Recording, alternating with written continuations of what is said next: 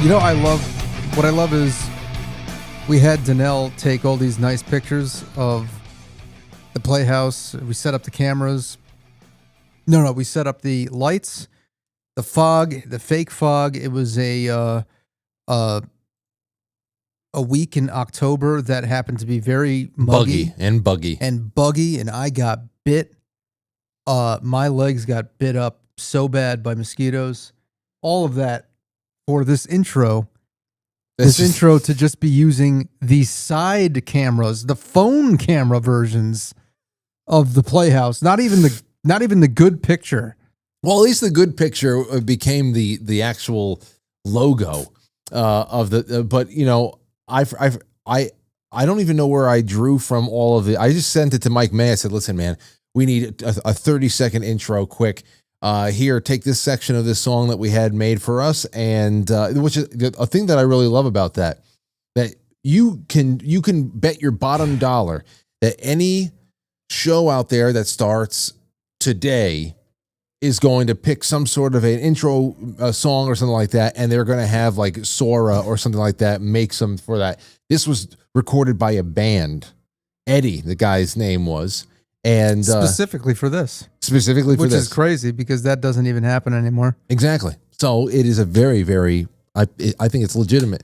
But yeah, I remember sent it to Mike, and I think it's funny that it's just it's pretty much a PowerPoint presentation slideshow and a little swirly graphic at the end. It's so lo-fi. I don't know. Anyway, public access. Yeah. Well, I don't think we should ever change it. No. I don't think so either. Hey, Ant, welcome. Our guest for the evening. How do you want to introduce him? I want to introduce our guest as my coworker at CVS. At one point. We work together at CVS. Yep, that's true. Phil the cop. Long time ago. Phil. Seems like yes. Affectionately known as Phil the cop. Well, I remember the first time meeting Phil. I was being dropped off to work at CVS, and you were on a cigarette break outside with maybe, probably. And you know, and then that was that whole thing. That was my first job. My first job on the books was CVS. That was my second job. First job was cleaning the parks of White Plains with the Greening Project. That was 14, 15 years old. Dude, you know it's crazy? It's I was telling you this before when I walked through the door and I saw you here. It's been, I mean, when you and Anthony were working at CVS together, it was a horrible time. Yeah, well, but we did have fun though. But I always used to get great stories out of Anthony. That's 20 years ago now. Oh yeah. And I have been, because it's been 20 years of Just As At Owls in New York. First of all, you were. I don't know if you were there for the first. You weren't there for the first broadcast. Not for the first one, but I went to the ones at the college for sure. Yeah. Oh yeah. You knew about hours of everything. The morning. Yeah, you knew of every project that was coming out. I mean, because at the time. At one point, I had a collection of your original music. Oh yeah, you had all of the original music, the B-sides, and the rarities. You have all somewhere. the original music after our band Rotten Pain broke up, and we didn't really know what the hell we were doing, and I was just trying to figure everything out, and I was trying to just piece everything together myself as a vocalist, you know, toying with production, and at the time production was very limited if you were doing anything by yourself at home. I had a compact Presario that we needed to physically install a fan so that the thing didn't burn out, and I was using Cool Edit Pro. For those of you OGs out there, you know what you know. If you know, you know. Cool Edit Pro. Cool Edit Pro, which was actually that was used a lot for people who were making just quick edits for radio. I think it might. I don't even know if Cool Edit Pro has any kind of evolution right now. I don't think so. I think that's obsolete. I'm sure it's been obsolete. I'm trying to look for the pictures. I know I have a couple of one of Phil and you and Mike. Where the hell is it? Yeah, so I mean, when we like after the band broke up, Phil, you were a big supporter of the band Rotten Pain, and you knew all of that. We were always talking about metal. I saw your show at Westchester Community College. It was like in one of those buildings there. I think that's like one of the first ones I saw of you guys. You were so you were probably at like the Wary April Fest? Yeah, April like 2004, April 2003. You see, and that's the cool part for me.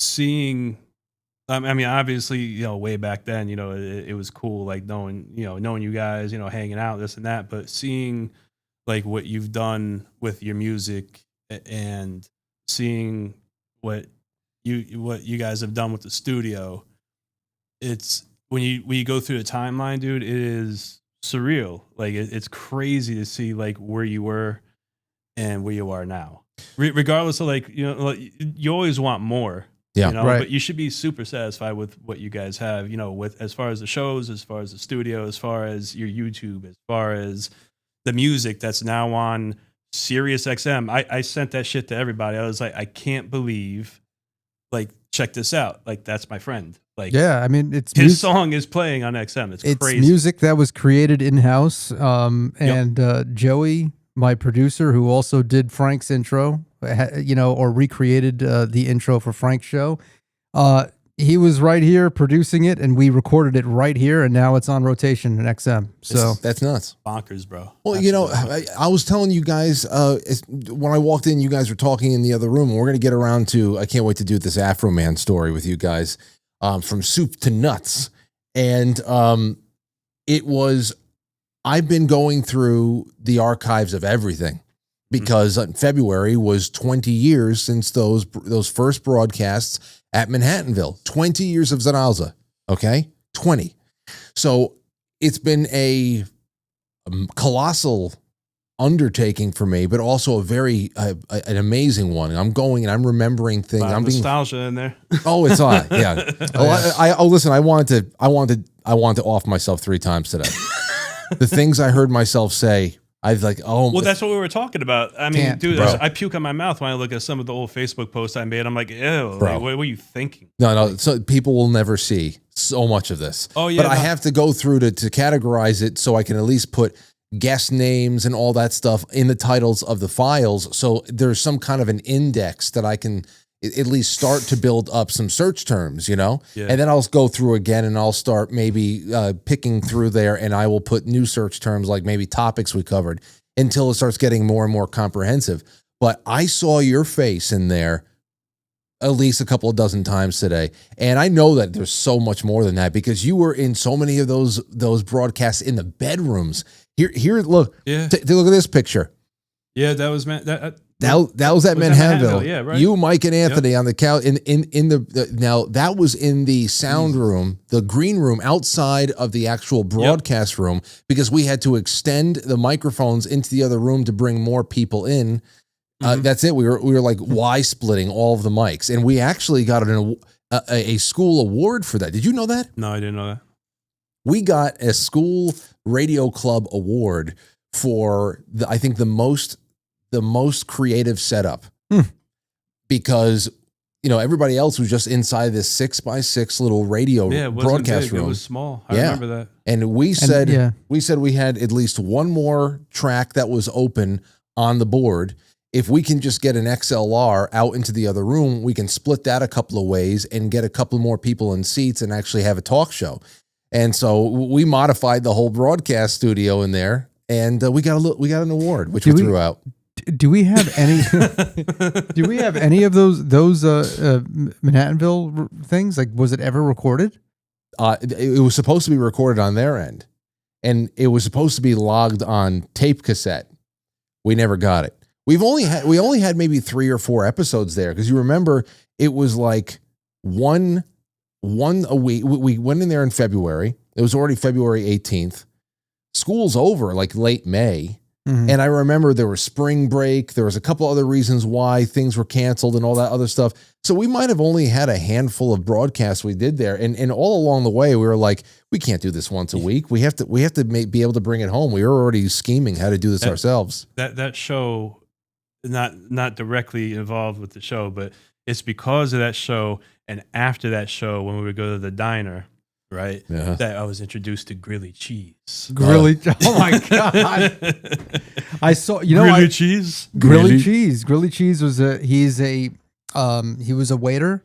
Peruvian. He was I guess he was a Peruvian waiter, and he was at the diner. And the reason why he had this name Grilly Cheese is because at some point, one of us, hey man, can I have a grilled cheese? Or a friend of a friend, Grilly Cheese, ordered a grilled cheese from the diner. We ordered it consistently. Where he's like, let me guess, it was becoming a consistent order. So he was trying to say, do you want the regular? Essentially. Really? That's how it. Yeah. I thought that was just a joke we made up. No. I thought he just butchered the name of grilled cheese. No, that's the whole thing. He did. One of us or a couple of us, every time we went to the diner, would order a grilled cheese deluxe. And so which is Who the fuck did that? I don't know. Why would you do that? I don't know. You get grilled cheese sandwich and some French fries and whatever. Listen, we were just getting into our 20s. Carbs were everything. It was fine. We can process it easy. And but it got to the point where you see this one waiter every time at 12:30, 1 in the morning. He comes up and he just had this this nice congenial smile on, and he said, "Grilly cheese, grilly cheese," because he can't really speak English too much. He really did say something like grilly cheese. He did. Grilly cheese. But we said grilly. He went grilly cheese. Grilly. Yeah, Grilly cheese. We exaggerated it to grilly cheese. We exaggerate everything. And then he just became Grilly Cheese from then on in. And it's funny how those things stick with you. Right. Years. I know. And he doesn't know that we remember him to this day. Well, it wasn't too long ago that I saw him. The show. Well, no, imagine that. It wasn't too long ago that I saw him around this area. I saw him he was he actually, I think he lives close by. And I saw him. I knew he looks a little bit older, but it was definitely him. Imagine he becomes a town councilman or something. Grilly cheese. I give everybody grilly cheese if I win. Anyway, there you go. There we are. Babies. There's baby-faced Phil, baby-faced Anthony, and baby-faced Mike. 20 years ago. The things we'd order at that diner. All the things. I mean, I wish I knew the exact number of pizza burgers. Pizza burgers. Pizza burger deluxe number. But, chopped liver. And onions. Liver and onions. Our friend, my friend from high school who would come and... Chaz, right? Yeah, Chaz. Hey, look, here's a picture of Chaz right here. Chaz right there. Hold on. Chaz, I wonder what he's doing. There's Chaz. I wonder if I hope he's all right. He's the only person I ever saw go into the Portchester diner and have the audacity of eating something like liver and onions from the Portchester diner. I said, I wouldn't eat liver and onions anywhere. He was ecstatic. He had a wonderful time. He loved it. He was a strange guy, man. I mean, liver worst, like the cold cut, the German cold cut, yeah, but straight up liver. But he was at all of our shows. Almost like we had a team of roadies without the actual them being roadies, but they did help. A lot of people came out, friends of ours that would come and carry the equipment. All of you guys, you'd help carry the stuff in and out and break shit down with us. And we called them the ball busters. Yeah, it was really great when I got some help. Everybody, Frank, you need some help? Yeah, grab that, please. I have all my. I'm trying to have as many drums in each hand as possible because we had it down to a science at the end. But also, if you think about the stuff that we carried around too, Kyle brought a whole big ass cab, half cab with the fucking head, the cab head. Even I had a giant bass cab. Yeah. That I gave to our friend Roger. But giant. It was a giant, bass head and cab. You remember my Blazer? My red Chevy Blazer? Vaguely, yeah. That was back in the CVS days, I think. It was built perfectly for our weekend gigging schedule. Everything was perfect. I still remember how we packed it. That's what I was gonna say. It must have been like Tetris because all that equipment fitting in a Blazer, even that is a tight fit. Well, I had the Blazer, and then Kyle had the Durango. So between the two, you probably folded down the middle seats. Yeah, we were good. Yeah, we had to fold it down. I mean, especially since I was adamant about having 2 kick drums, not a kick drum and a double kick pedal. I needed to have the 2 drums.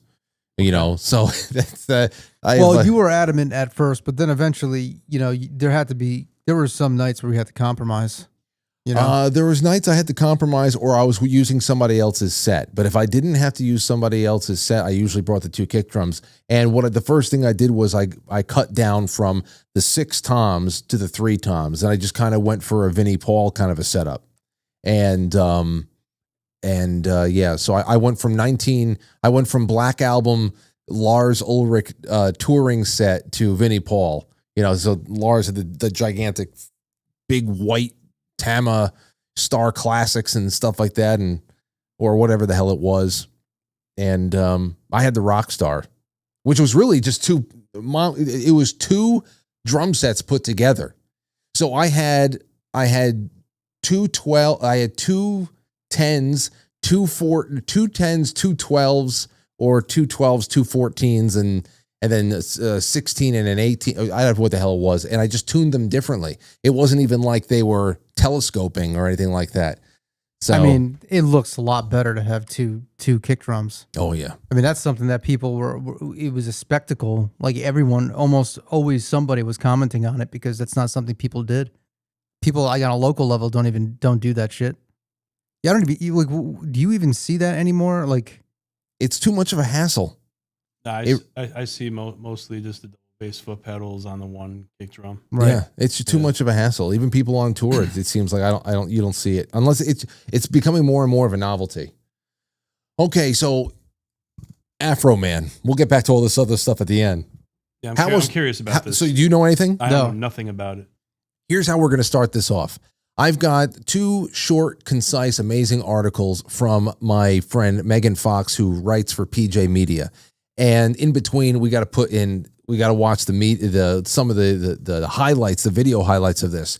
But here we go. And let me get you guys up on screen. There we go. Now we're hanging out. Afroman Trial is the free speech battle America needs, by Megan Fox. The greatest free speech trial in America is happening in Adams County, Ohio, right now. This was before the verdict a few days ago.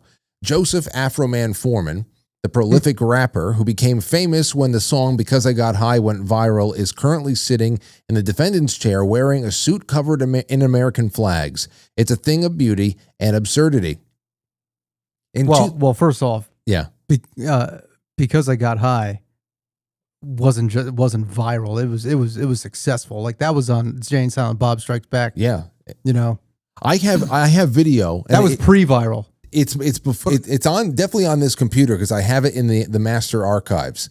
But I definitely have video of some of us. It may not have been you guys. Maybe it was another group of friends or something.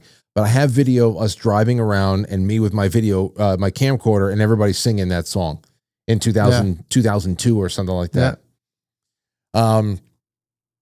Anyway, in 2022, Adams County sheriffs got a warrant based on a confidential informant's accusation that Foreman had drugs, was involved in drug trafficking, and was perpetrating kidnapping.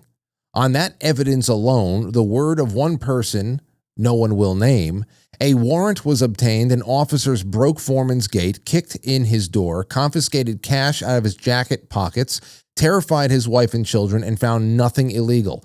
During the raid, Foreman's security cameras captured them digging through his things, damaging his home, and one very overweight officer eyeing his lemon pound cake on the counter. Dude, Phil, you're gonna fucking love this.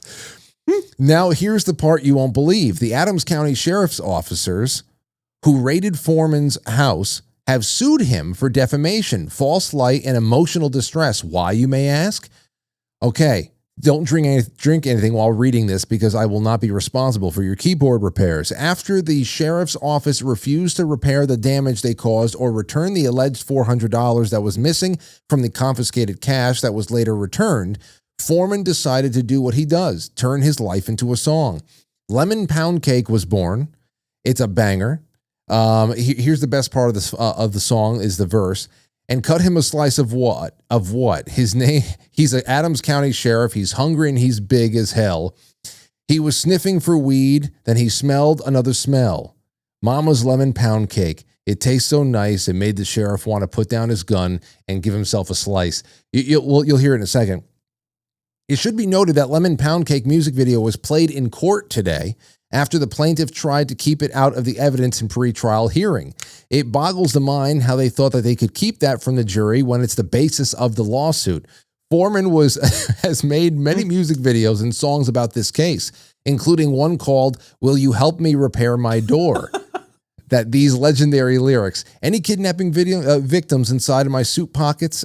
Are there any kidnapping victims inside my suit pockets? You crooked cops need to stop it. There are no kidnapping victims inside my suit pockets. Let me ask you another question. Is there 1,000 pounds of weed in my suit pockets? Essentially, somebody even said, their confidential informant said that he had a dungeon. That he had a dungeon. Where the hell did they get that from? Yeah, I want to know who the informant is. I don't know. The officers have alleged that Foreman's videos and social media posts calling them names like Officer Pound Cake and KKK cops, suggesting that the female cop is a lesbian and telling jokes about her sexuality, calling one officer Quasimodo, and speculating about who's having sex with their wives is so crippling and so awful that they had to bring a lawsuit to stop the awful slander. The lawsuit is almost incomprehensible, and I don't know how it made it past the motion to dismiss. Many of the original claims failed in the motion to dismiss, but the false light, invasion of privacy, and defamation claims remain and are currently on trial.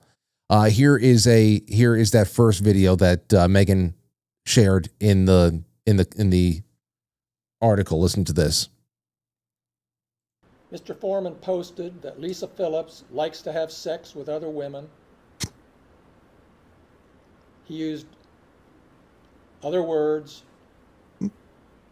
She ate my ex-wife just like pizza. Pussy. Hold on. You gotta get it. Hold on. Sorry. I don't know why it's only coming out of one ear, but still, just listen up. Pizza. Pussy, pussy, pussy, eating, blah, blah, blah. Over and over, thousands of times on the internet. People saw it, people laughed, people from out of state, but people here in Adams County would sometimes yell at her when they saw her. Hey, Lisa Lickumlow Phillips, that was his nickname. Lisa Lickumlow. Okay, so Lickumlow Lisa is the name of the thing here. The Adams County sheriffs who thought their lives were hell when they became known all over the county for their bad behavior are in for a rude awakening. Now the whole country gets to see it. It'll be going over the trial day one. So that was the first of it. And then here's a little bit of from the trial. Here's the guy that was essentially Officer Pound Cake. That was the hungry man. This is the hungry man. Take a listen to this. We're called Officer Pound Cake by Mr. Foreman? Multiple times. You received hundreds of pound cakes at work. What? I received. This is like a joke. I know. This is like Oh my god. What do you call it? Like parody or something? I know. That's what it feels like. It does. It's like a mockumentary. It feels almost It's like a comedy. Whatchamacallit, like It's like a Super Troopers type thing, or like Best in Show. Unbelievable. That's what it feels like. It feels like Best in Show, where even the plaintiffs are in on it. Because how could you have ever thought that you can bring this thing? You can bring a celebrity to trial over defamation, over what is it? Listen, taste, whatever. He's going after people who are on camera, there for a frivolous reason, causing a problem, and he's making a song about it. And it's clear First Amendment. It's his right. I'm glad that this is happening. But you think about how ill-advised these people were to try to bring a celebrity musician to trial, thinking that they weren't going to even play the videos in question to be put on the record in the trial. Of course they were. And they're sitting here and dude, the responses are crazy. Let's just watch this one from the beginning. Then we have to go to the other people. called Officer Pound Cake by Mr. Foreman? Multiple times. You You were received hundreds of pound cakes at work from different people. Okay. And the context of that name comes from a music video that Mr. I wonder if he Foreman had created, any. correct? I don't know where he got it at, but you'd have to ask him that question. Hey, they play it. The Adams County Sheriff kicked down my door. Then I heard the glass break. You would admit that you with the glasses walking by a lemon pound cake on the counter? Yes, And that is security footage from the search of Mr. Foreman's residence? I assume yes. But there's no question that you during the search. Yes. There is question or there's No, that was me, yes, absolutely. The Adams County Sheriff kicked down my door. Then I heard the glass break. They found no kidnapping victims, just a million pound cake. Mama's living pound cake. It tastes so nice. It made the sheriff wanna put down his gun and cut him a slice. It's all because of that shot right there where he looks down at the counter.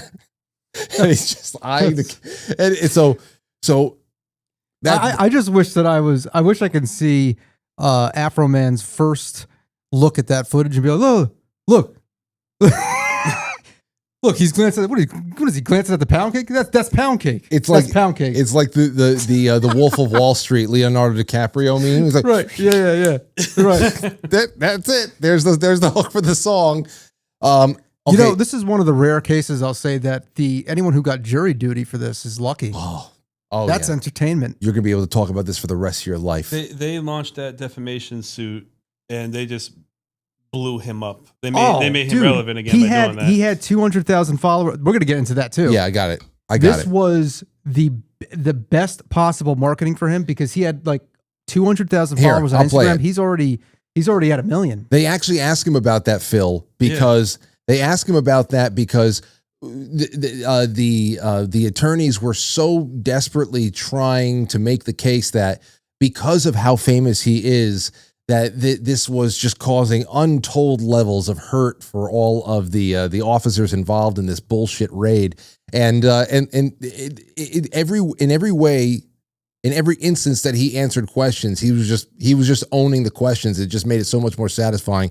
Take a listen to this. A large presence on social media, obviously, correct? Depends on your definition of large. There's bigger people than me, but I'm all right. And on Instagram, is it fair to say that you have 247,000 followers? Yeah, I just got some of them the other day. I made it. You got new ones coming all the time. Not all the time. Just here lately. Because the trial's coming up? Yeah, all the publicity from the officers lawsuing me is running up my numbers. Yeah. On YouTube, you have almost 1 million followers, 983,000. Is that right? I haven't looked. It was 977 last time I looked. I made it. And on TikTok, you have about 392,000 followers? I haven't looked at it, but that sounds kind of right. I made it. You have a large presence. So that's definitely it's been a factor here, no doubt about it. Let's see where he's at now. Now I want to see where he's at. So here's the other one. The officer, one of the Lisa Lickamlow, Lisa or something. That everything I've seen so far is all the officers trying to really, be performative with how mad they are or forcing themselves to cry or whatever the hell it is. He's at 846,000 followers on Instagram. Yeah, that's from what do you say, 200 or 400? What was it? Like 300,000 something. He went up over almost 750,000 That's followers. not bad. No, it's not. Just from that. Yeah. Hey, listen. Here's the big thing, and we're gonna get to I just want to play 727,000 on TikTok. So that's already gone up like a few 100,000. Here is the officer breaking down as an Afroman's just sitting there. It's just pretty funny. You really don't know her. I noticed her voice is a few octaves lower. She's not too ugly. She's not too fine, but she might whip out something something that's bigger than mine. Lick of love, Lisa. This is all footage from the courtroom, by the way. She's crying. Listen to the song.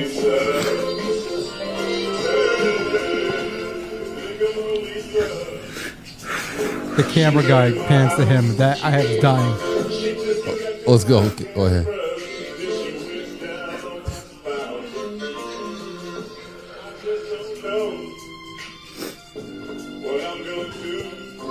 Go on. Wait.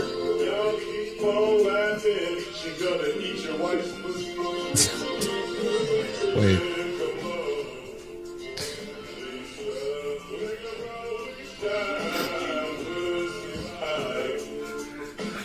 Hold on.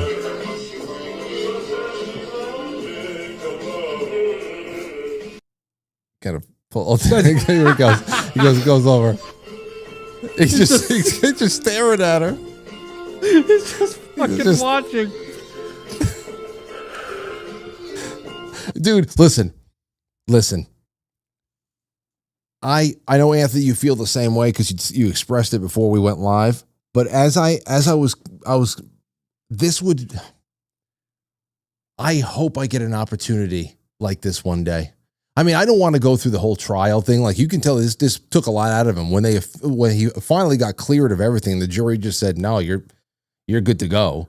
I mean, you can tell that this was emotional even for him. He shed a tear. It must have been like a pain in the ass to go through all this and be strong through it all. You know that you have the righteous case.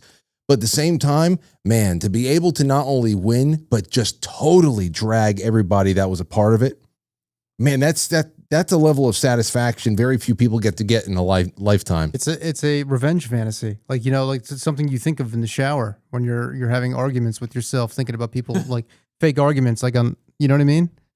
Yeah, when you finally tell you. It's like in South Park where like, you know, Cartman was like everyone's gonna cry, and like you have like, you know, Kyle's like crying and stuff. It's in his mind. It's like, I don't know. I forget what scenario it was in South Park that I'm thinking of, but like you kind of like you make it this big over the top thing. How everyone is just gonna be so like you know, surprised and like, you know, you know, like, yeah, cry. He's living that right now. He's doing That's so funny. Here's a good exchange too. They did, searching your house gave you the right to do everything you Under got. the circumstance that I got freedom of speech, after they run around my house with guns and kick down my door, I got the right to kick a can in my backyard, use my freedom of speech, turn my bad times into a good time. Yes, I do. And I think I'm a sport for doing so, because I don't go to their house, kick down their doors, flip them off on their surveillance cameras, then try to play the victim and sue them. You were at Lisa Phillips's deposition, correct? Yes, sir. In your lawyer's office. Yes, sir. Same office where you filmed part of that video last Friday. Yes, sir. And you saw how upset she was when she was answering your lawyer's questions about how this had affected her, right? Yes, yes, And you saw your attorney say, do we need to take a break? yes, And you saw her say, no, let's go on and get this over with. yes, sir. You saw all that. Yes. You And knew she was upset. and Just like she knew I was upset when she was standing in front of my kids with an AR-15 with her hand around the trigger ready to shoot me. Just like she knew I was upset when she cut my cameras. But I'm not a person, she is. So I'm sorry for being a victim. Let's talk about the predators. yeah, I mean, the line of questioning. The line of questioning is crazy. It's just crazy. And now that's again what they do though. That's their job. You have. But know? Phil, you know, you work in a very specific category of law enforcement. You are on the correction side of things, so you know people who are working every aspect of this. And I mean, I think about being the cops, and perhaps you don't have a choice as to, you know, which assignment you're being put on. If you have to go raid a house, listen, you're on this team. You're going. You're going because some confidential informant said that this guy had pounds of drugs and people that have been kidnapped and a dungeon that didn't exist. So first of all, if you're in there, suddenly you realize that the whole operation is FUBAR. and you get blowback, yeah, that's bad enough. But who the hell's advising them to say, let's go and take him to trial? Let's all team up and bring him to a defamation trial, as if this is not going to go national at that point. Where just drawing more attention to holy shit, this was the worst idea ever. I would have never known this happened. I saw that, like, you know, I had to be informed of the whole story because I didn't realize that 3 years ago this even happened to him. I didn't even know this happened. Yeah, I wouldn't have known any of this stuff, known any of the songs or anything if this wasn't like some viral thing at this point. But there he goes, he wins. And, you know, if they would have, I mean, I don't know anything about it. For him to get that upset, I mean, sometimes, listen, you know, if they're doing their job, people are going to get upset because they feel violated. It's here nor there. But if you have one of them going, like he claimed that one of them was flipping off the security camera. Why? Why did you flip off the camera? And actually, they cut off the cameras too. For what reason? Yeah, you not supposed to do that. What I would do if I were listen, they caught blowback. Yeah, and they weren't acting right, and they brought that upon them. I mean, listen, he probably would have done that regardless because he felt like he was being attacked. There's a way to conduct business, and you have to be professional. If they would have went in and said, "Listen, you know, this is what it is. This is the documentation we have. This is what we're going to do. Deal with it. End of story."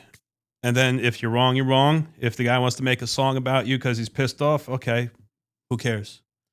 Who cares? Yeah, and I get it. Like I said, there's everything was handled wrong here, especially on the law enforcement end of things. But I mean, if you're going to do anything, I would be going through internal affairs to say who the hell was this informant. And why were we set up? They're not going to tell you. Oh, I know. It sucks. And a lot of times, listen, like sometimes their information, like even in the jail, like sometimes, you know, they'll have people that'll let us know about things going on. Sometimes it's a hit. Sometimes it's a miss.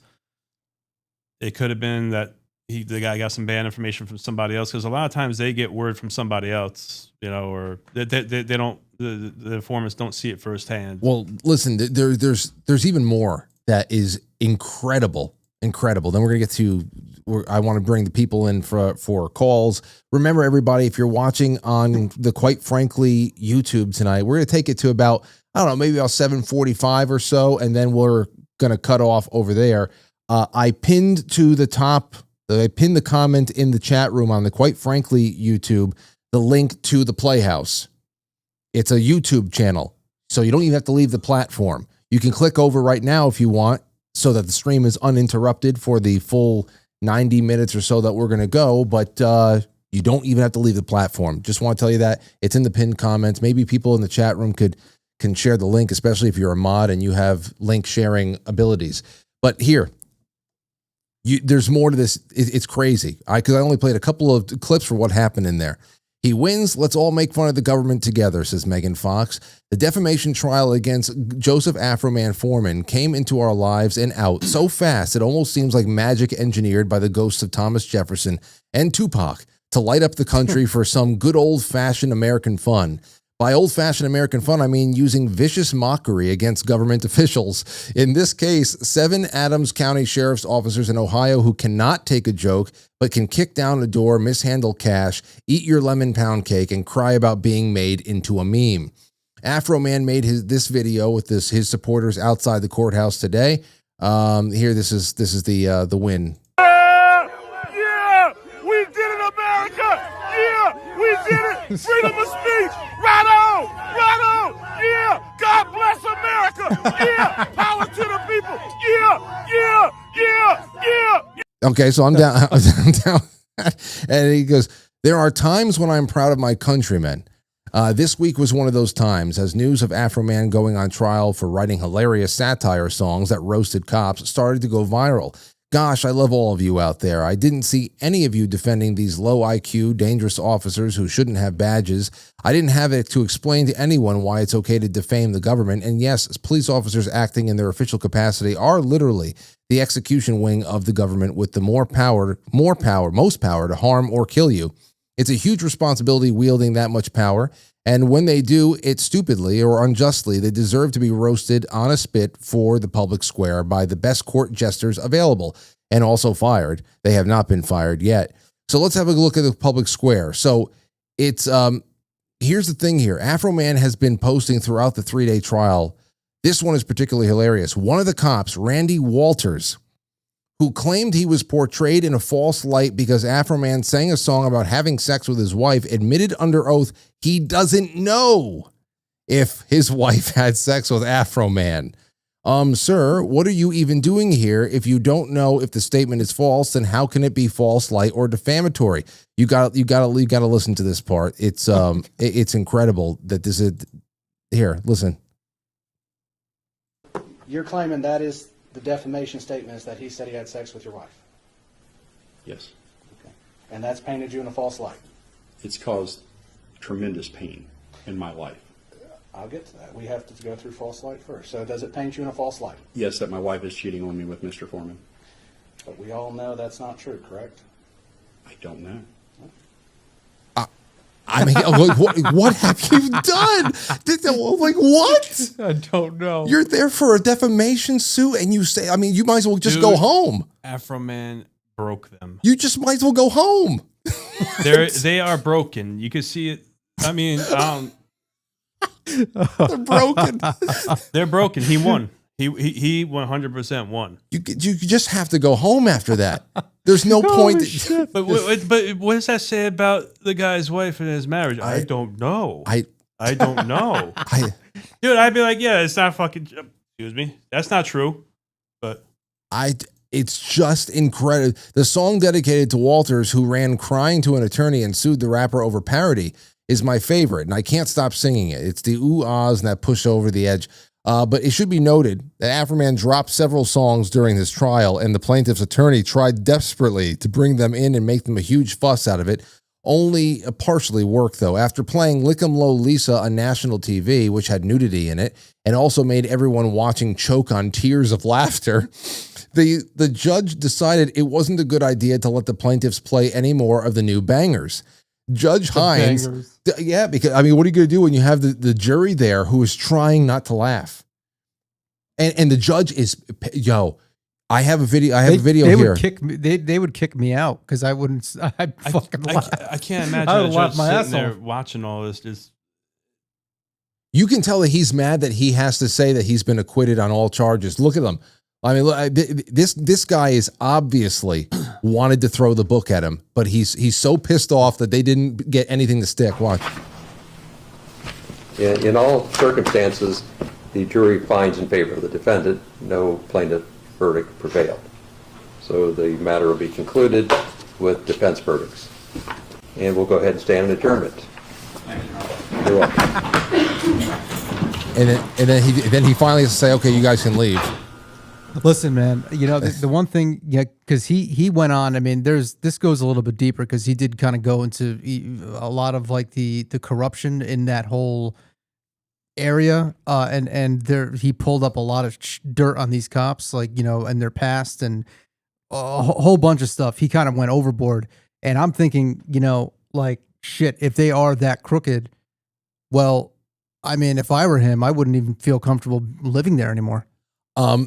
My friend Megan Fox, who wrote this for PJ Media, she's actually going to be calling into my show on Monday night because she said that there's only so much more you can go into as far as, you know, what you observe through the court reporting. So sure, she'll have some more insight and opinions there. But she said that she would personally like to dig even deeper into just Adams County in general. There has to be, this seems like it's just crazy. It's crazy. And that was the big story of the week. It was, and when you really think about it, not only was it highly entertaining, but it is a very important victory, just as far as precedent goes and the reaffirming of what, you know, the First Amendment and parity and being able to ridicule people is something that is completely protected. It needs to be protected. It needs to be. But holy shit. Yeah. What bad decisions along the way, you know? I love that in the lyrics. He put my proof is on the internet. So it's not like he was, you know, anything that he was saying. Well, I mean, obviously with the exception of the whole, you know, screwing the guy's wife, that he doesn't know if that happened or not. But the other stuff, the other claims he was making really was just based on records that he found. Nuts. Hey, listen, it's we're going to be popping over to the other side of the show now, so you're more than welcome to join us on the on pilled.net, quite frankly.tv. I'll leave that up over there, but also the Playhouse YouTube, that is the link that I most widely circulated. Hop on over with us, my friends. Thank you so much for joining us Friday night for the first hour over there on the Quite Frankly channel. See you in a bit. Okay. I'm just going to run to the bathroom real quick. Okay. So Anthony's going to the bathroom. Just you and me, Phil. All right. So, just you and me, Phil. I have a few things here I thought you'd like. The first one is this, and I don't know what you feel about any of this stuff, but did you know that New York State now jumps to number 3? Number 3 for alien abductions. I know that number 1 is Ohio. I covered it recently, but this just popped up today. And experts reveal why it's in a hot zone. Why? Let me see. Empire State moved up a couple things here. There's no hold on. It's just let me see why it's a hot zone. The gaming site and some recent sightings in New York included a white tic-tac shaped object. But why is it? Why is this the case? Hold on. I want to get it. The probability of what they're seeing as a UFO, somebody doesn't want to know what they're looking at.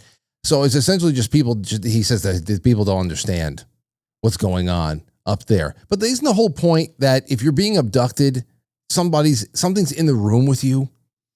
Wait, go all the way back up to the top. So we're 3rd for abductions now? Yeah, it says, nonetheless, UAP spotters feel it's necessary to take such sightings with a grain of salt. 99% of what they say they're seeing in New York as a UFO is just somebody who doesn't know what they're looking at. They just look up there. They don't recognize something that's common because they don't look up very much. Plus, you got some light polluted skies. Anderson chalked up many of the sightings to the fact that there are so many people who are unfamiliar with stargazing. They're not used to seeing something. They call it in because there's more people. There's more chance that somebody's looking up and seeing something that they don't recognize. But you see, here's the thing. The headline is this. Yeah, it says abductions. It doesn't say sightings. Yeah. Of course, people are not going to know what the hell they're looking up in the sky. But what does that have to do with abductions? I don't know. That's not a good headline there. So let me see.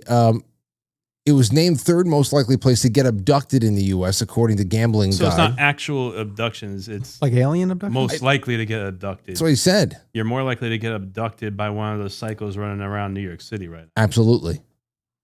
Absolutely. Empire State, which moved up a stellar 2 points from last year, boasted a staggering 8,314 UFO sightings reported since 1974, or 1 for every 1,003 residents. I'll tell you what, not even the aliens want to deal with those people.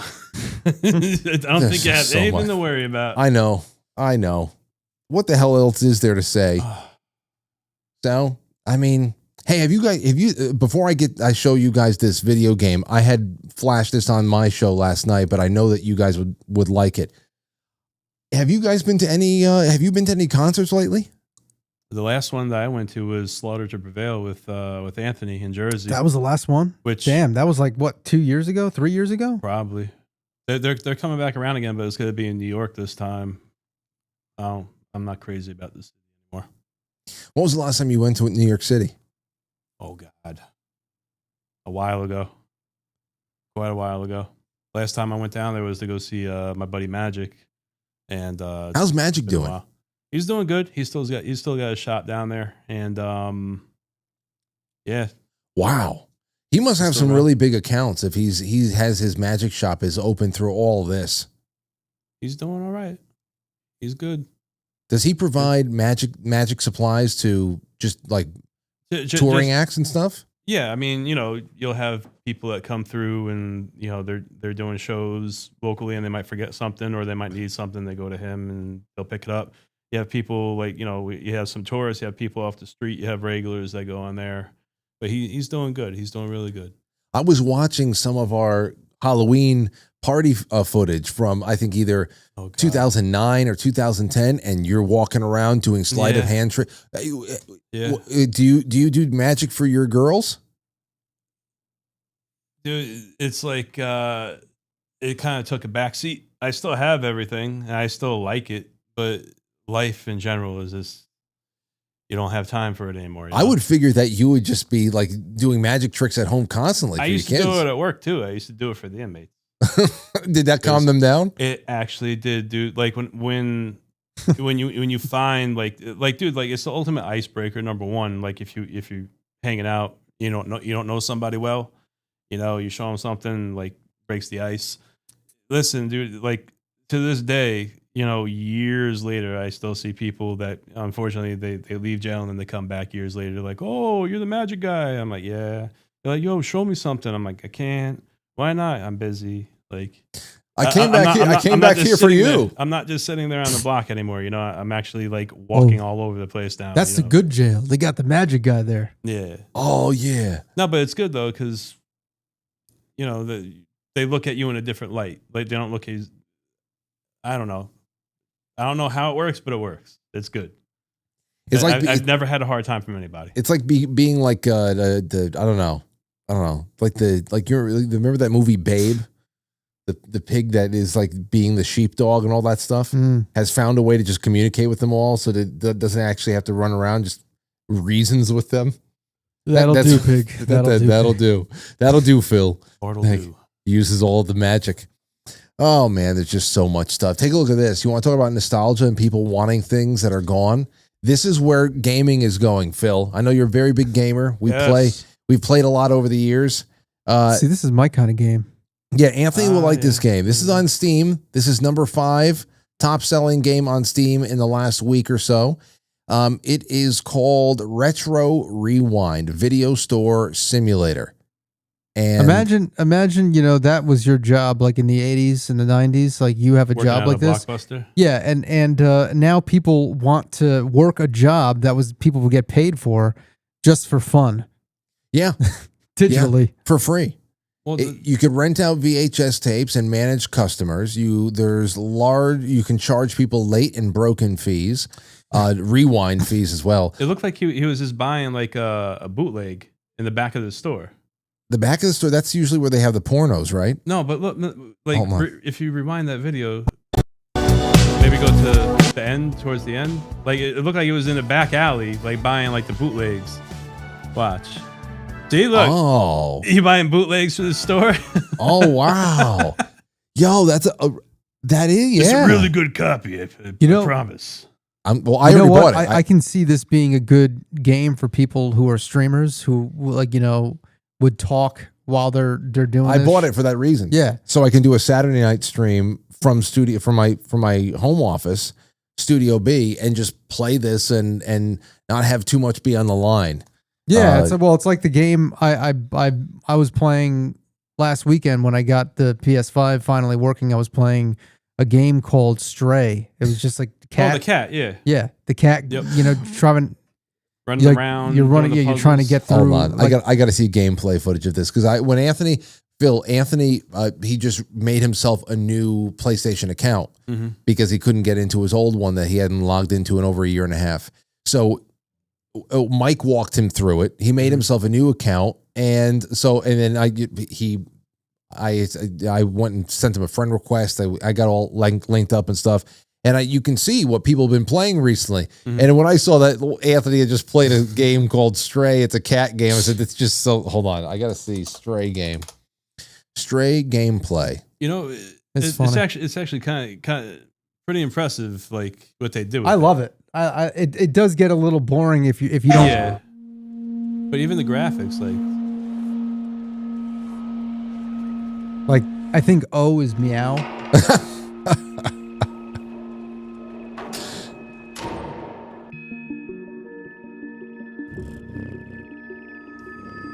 Do you get to purr? I don't know if purr is a control. And it's third person like this? Yep. Yeah. You have to escape this like abandoned city, right? Like a dystopian type of futuristic like Blade type Runner. city, yeah. I never got through the whole game. I played it a little bit. I mean, I've never been there before. Oh, you will. You will. You see, it's like you have to do like all these different puzzles. You gotta figure out where the hell to go.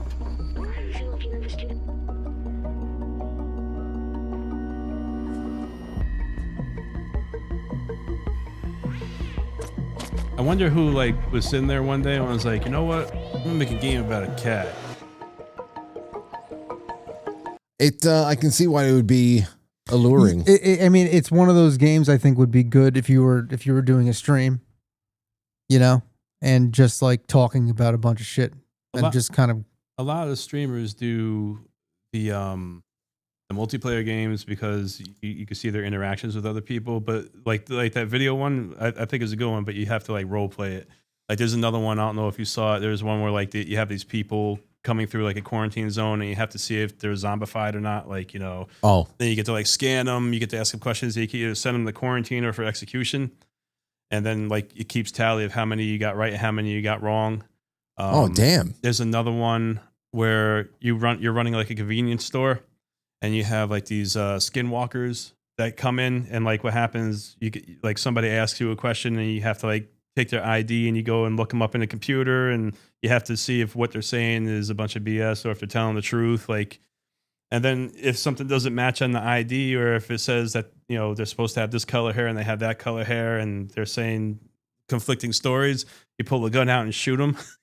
So there's so many wild games. Now that Anthony's on PlayStation, we've got to organize some live streamed game nights. Yeah, well, definitely. I mean, I know you tried Arc Raiders, and I know like you're probably not like a big fan of it, right? No, I'd like to keep. I have to just keep at it. I don't. But if you get in proximity chat with other people, it's one of like there's another streamer, the Burnt Peanut.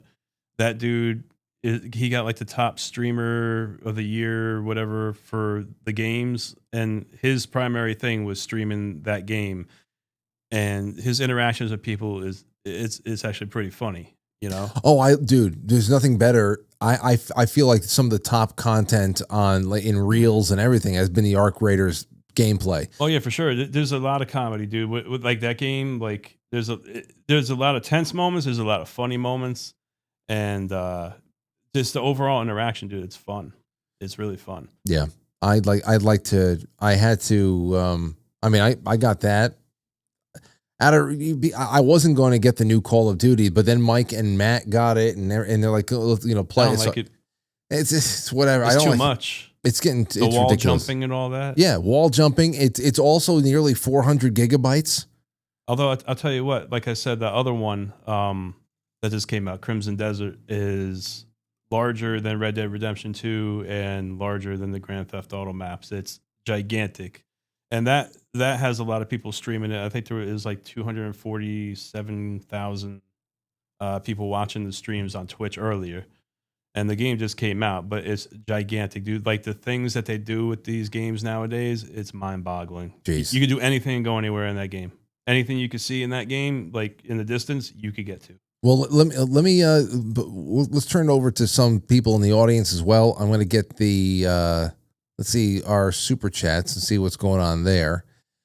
Over on, this is very new, everybody, but there are now super chats on the official YouTube for the Playhouse. Now let's go. Start from the beginning. Jay Britt says, we now have super chats. Let me be the first. And he broke the seal.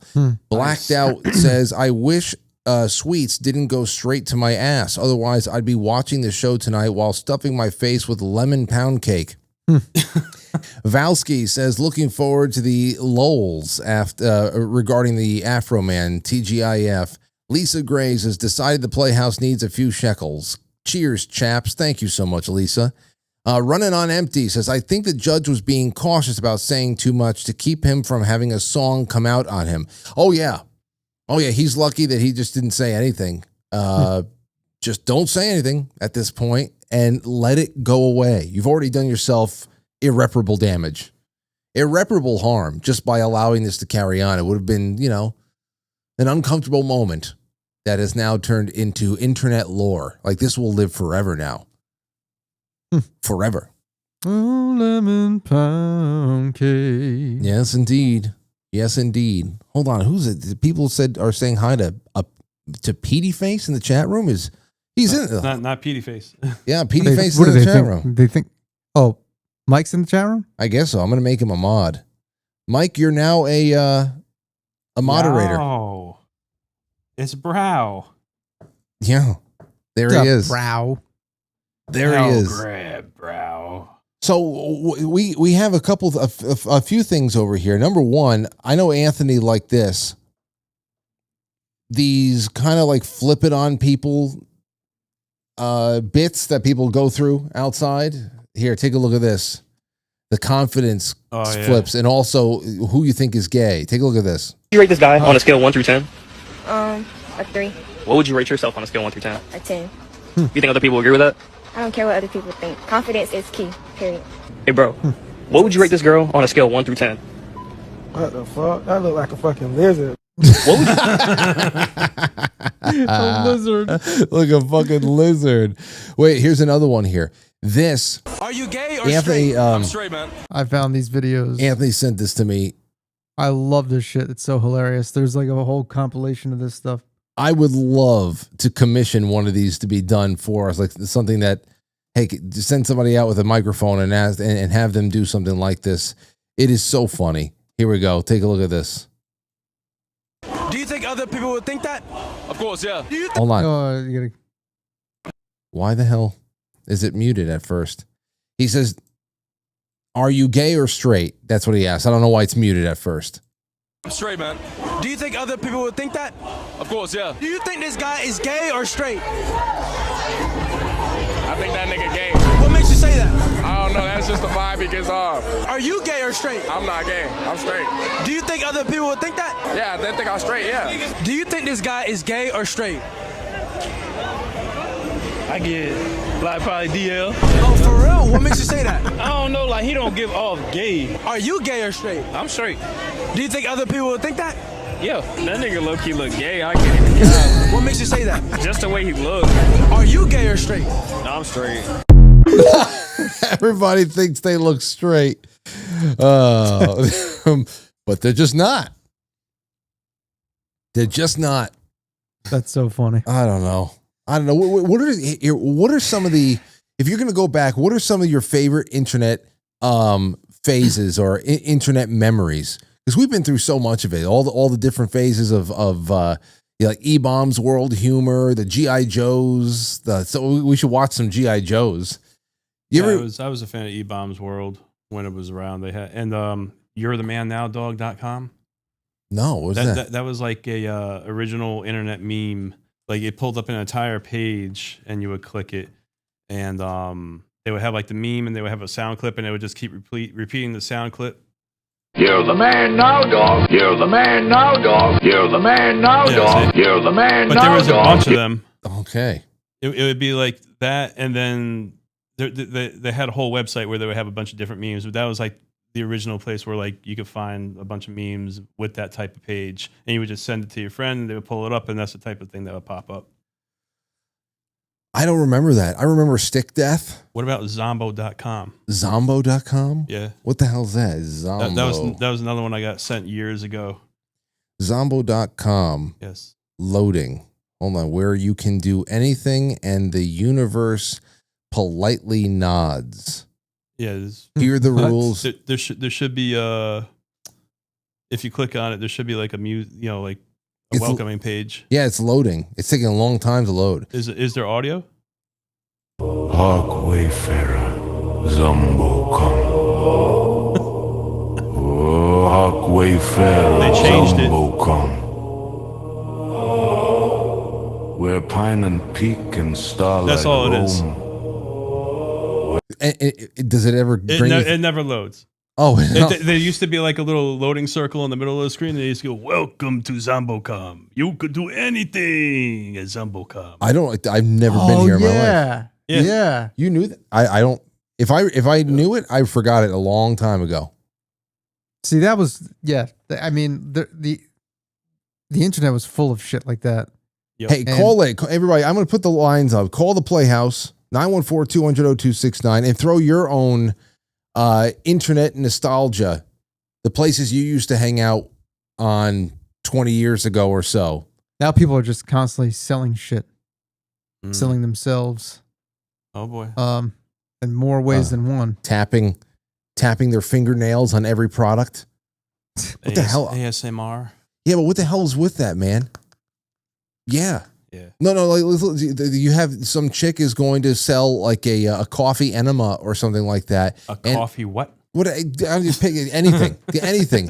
And they go and they have to crinkle the bag and they have to tap it with their. And I want to punch them through the screen. Well, that's how the Swedish candy craze on TikTok started. It started with I just saw something on it too. It started with a girl on YouTube or something like that. Well, let's take a call and then we're gonna get to the Swedish candy. You're on the air, sir or ma'am. Hey, it's Reno in Massachusetts. What's going on, Reno? What's up, Reno? So one of the old websites back in the late 90s was board.com, and it would give you links to all those websites you were just talking about. Board. Oh wait, I see it. Board.com. Yeah. It's still there. Yeah, I remember that. You guys remember that? Yep, I remember it. Oh my gosh. Yeah. It's still up there. Board.com, man. Let me see here. Pointless They used fun. to have every website that was cool back in the late 90s, early 2000s. Yeah, I forgot about that one. It's still here, Reno. I mean, even Retro Web, they've got obviously the Wayback Machine, but they've got, what the hell is Windows 93? Windows 93.net. Yeah, dude. Hold on, I'm loading it. I'm loading Windows 93. I want to see what the hell this is all about. Oh my gosh. Can I move these? I can. Oh my God. What the I hell? just checked out the website like 2 minutes ago. It's so much different than it used to be. But Yeah, board.com was the shit back in the late 90s. Didn't you used to have like a black background and purple text or font? Yeah, I think so. Yeah. They even had like Black Box on there, like all the cool websites back then. Remember Black Box? You know, you're a conspiracy theorist like me. You know. I don't remember Black Box. Maybe I'm just forgetting Dude, everything. Black Box. The guy went to jail for a long time. The kid, because he was putting, like government stuff on there that was classified. Wow. Well, you know what? I'm going to be fooling around with this for a little bit. Thank you so much for the call, Reno. This is awesome. Yeah, dude. All right. All right. Good talking to you, man. You got it. I think you were I don't know. Maybe we did take other calls on the Playhouse so far, but this was great. We'll take a few more. Yeah, man. A lot of stuff on board.com. Okay. They used to have the games on there and everything. I see that. I see the games right here. I'm going to click through them right now. Thank you for the call. Let's take a couple more. Right. Yeah, this reminds me of reminding me that I was watching You've Got Mail last week with Tom Hanks and Meg Ryan. It is that movie is so fucking stupid. and that's why it's funny. Because it all takes place in this time. Like they made that movie in the late 90s. Mm-hmm. Yeah. Because it was just like, the whole thing of people not knowing what the other person looks like. They're sending emails back and forth. And then there's the part of the movie where he sends her an IM and she's like, oh. Like the AOL Instant Messenger. Oh, it's so fucking then they stupid. had the Yahoo chat rooms and all that. Those in particular, those movies in particular are they're not relatable for anybody anymore. No. I mean, you relate more to the black and white films than you do those transition films. Because you talk about a society in transition, it was the late 90s, early 2000s, where so much stuff doesn't make sense anymore. Even Sleepless in Seattle to a degree. From the standpoint of it just being pre 9/11, but still modern America. Because you remember Sleepless in Seattle? Do you remember that movie? Yeah, I never saw that. Okay, well, I've never watched. I can't say that I remember it. it might have been one of those movies that I've seen on TV and maybe watched bits and pieces. It's Tom Hanks and Meg Ryan exactly, again. Yeah. And in that that's when Tom Hanks's kid, he's a single father, and his son Jonah or something like that is calling into a local radio show talking about how he hopes his father finds love or something. Sleepless in Seattle, he called himself, and Meg Ryan hears it. She's on another state, and I don't know what the hell is it. Anyway, that was more of like a radio link up, like call-ins and this whole build up toward meeting somebody and falling in love on Valentine's Day at the top of the Empire State Building and all that shit. And this boy is really trying to bring his father together to fall in love with this woman and to shack up. So he like eventually gets himself onto a plane to go to New York City and try to like force his father to follow him and get up to the top of the Empire State Building and all that shit. And so he goes up there toward the end, and he's waiting around, looking around for Meg Ryan, the little kid is, and then Tom Hanks shows up and is just like, come on, it's time to go. And this is all silly. And they finally hug each other, and he says, I'm sorry, Dad. And they leave together. And as they leave, Meg Ryan walks in, and she sees that the kid left his book bag up there. She's holding the book bag. And that's when you realize, oh, they're probably going to come back, and that's how they're going to meet each other. Well, if you watch that movie anytime after 2001, then you know that this doesn't even happen, because as soon as there's an unattended book bag on the top of the Empire State Building, everything's getting shut down. Evacuated. Everybody's getting evacuated. Oh, yeah. It's over. That's a bomb. That is just done. So the entire hook is gone. And, but anything that has to do with falling in love over AOL is not. No, and the worst, here's the funny part about You've Got Mail, I think is the funniest thing. It would get torn apart by today's standards of society, the way people are with like, all the Me Too shit, because he went in there the first time they decided to meet up. Tom Hanks went in there, and Dave Chappelle, which had to have been a role that he just took just because he wanted some side cash or something, because it is so stupid that Dave Chappelle's in that movie. He was Tom Hanks' friend in the movie, and he basically told Dave Chappelle, go see what she looks like. And he's like, do you like what was it, Megyn Kelly, I think her name was, because she looks a lot like her, Well, it is. It's because like the whole story was that Tom Hanks was this big mogul bookstore that was going to put the little bookstore out of business, and Meg Ryan is the one who owned the bookstore. Oh. So he went in there, put her out of business. She hates him. He's the businessman. Oh, so this is the Hallmark film. Yeah, she absolutely hates him, but he's also the secret guy that she's talking to on AOL. So he goes there and finds out that it's her. And what does he do? He starts fucking with her from the middle of the movie to the end. Tom Hanks essentially completely fucks with her mind until he reveals himself. It's so fucking hilarious and stupid. Okay, so then you, me, and Mike, we got to watch that for a movie rip. Yeah, it's definitely worth a movie rip. I was thinking that. Oh, by the way, movie. Oh, wait, we have some calls coming in. I want to get to those. But I found so many movie rips today that we forgot we did, because I'm going through every episode from like 2010, 2009 onward, and I'm just scrolling through until I see movies, and then I put it into a separate folder for things to be cut up. I found there's a few that we're not going to be forgetting. We're never going to do again. But Armageddon looks like it's going to be hilarious. Mr. Swifty, you're on the air. Go ahead, Swifty. Hello, Frank. Yes. Hey, how you doing, buddy? Hey, welcome to the show. Hey, it's been a long time, man. It has been. Welcome to the Playhouse this time. Yeah, I know. It took me a while to track you down. It took me to pilled.net, which apparently I've been banned from every chat on pilled.net for saying naughty words in one show 2.5 years ago. Really? Yeah. Jeez. That takes what's that? That takes a lot to get banned on pilled.net. But what do you have what do you have to say tonight? Oh, I just wanted to call and say hi. This is Crisco Fist or B50. I don't know how you remember me. Both. I have an 18-month-old son. His name is Jackson, and he is listening to the show and eating a cookie, and he wanted to call in and say hi. Well, thank you for calling me, Anthony and Phil. It's great. Yeah, thanks for calling. Yes. Thank you. It's good to talk to you guys. Great. Jack, say hi. Oh, you're talking to Frank? Yeah. Hi, Frank. Oh, my wife says hi, Frank. Well, hello there. Love the show. Well, thank you so much. And and Jackson, I hope Jackson enjoyed everything we had to talk about tonight. He knows a lot about Afroman now.